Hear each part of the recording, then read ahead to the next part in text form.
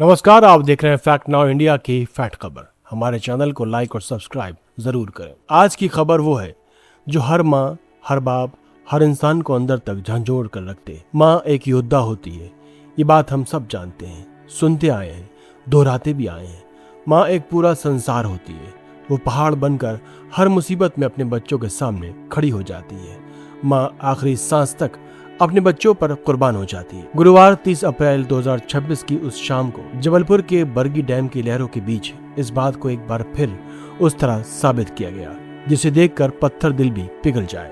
शाम के करीब 5:30 बज रहे थे। जबलपुर से मात्र 40 किलोमीटर दूर बरगी बांध के शांत बैकवाटर में मध्य प्रदेश पर्यटन विभाग का एक क्रूज सैलानियों को सुहानी शाम का आनंद दे रहा था। खरमिया टापू के पास पानी पर तैरती उस नाव पर करीब 40 लोग के आसपास सवार थे, जिनमें महिलाएं, बच्चे, बुजुर्ग, पूरे परिवार शामिल थे। उस क्रूज पर बैठने वालों ने कभी सोचा भी नहीं होगा कि उनका ये मनोरंजन जिंदगी का सबसे बड़ा हादसा बन जाएगा।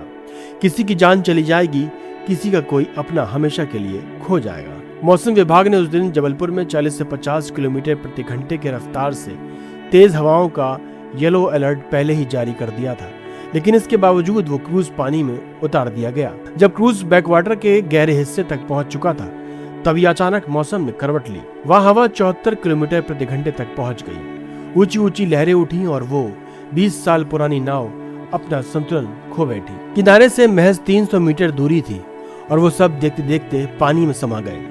चश्मदीदों के मुताबिक क्रूज पहले से डगमगा रहा था, लेकिन चालक ने उसे समय पर किनारे लगाने की कोशिश नहीं की। ये एक देरी, यही एक फैसला 11 जिंदगियां निकल गया।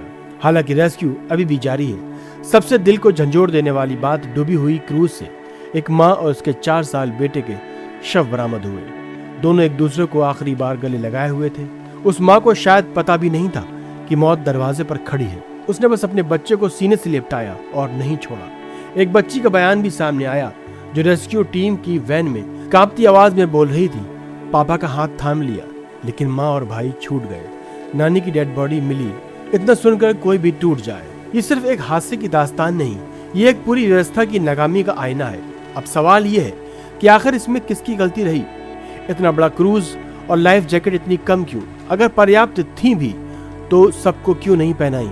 हादसे से पहले का वायरल वीडियो खुद गवाह है। किसी भी यात्री के पास लाइफ जैकेट नहीं थी।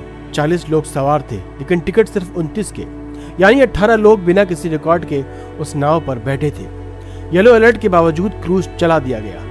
20 साल पुरानी नाव को पानी में उतारा गया। मौसम बिगड़ते देखकर भी चालक ने नाव तुरंत किनारे नहीं लगाई और फिर अंधेरे और तेज हवाओं के कारण बचाव कार्यों में भी देर हुई। ये सब लापरवाही हुई।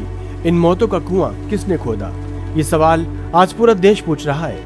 इस तरह के हादसे होते क्यों हैं और इसकी जिम्मेदारी कौन लेगा? ये सवाल सिर्फ बरगी डैम का नहीं, ये देश के हर उस पर्यटन स्थल का सवाल है जहां नाव चलती हैं, क्रूज तैरता है और लोग भरोसा करके बैठ जाते हैं। हर बार FIR दर्ज होती है, कुछ कर्मचारी बर्खास्त होते हैं, मुआवजे की घोषणा होती है, नेता बयान देते हैं, कैमरामैन कैमरे लेके चले जाते हैं और जो परिवार अपना सब कुछ खो चुका है वो अकेला रह जाता है अपने दर्द के साथ। क्रूज चालक की लापरवाही तो साफ है, लेकिन जिस प्रशासन ने येलो अलर्ट के बावजूद परमिट नहीं रोका, उसकी जवाबदेही भी उतनी ही बनती है। सिर्फ नीचे के कर्मचारियों को बलि का बकरा बनाकर इस मामले को दफन नहीं किया जा सकता। वो माँ जो अपने बच्चे को नर्मदा की लहरों में सीने से लिपटाए आखिरी सांस तक नहीं छोड़ रही थी, उसने अपनी जिम्मेदारी निभाई पूरी तरह आखिरी दम तक।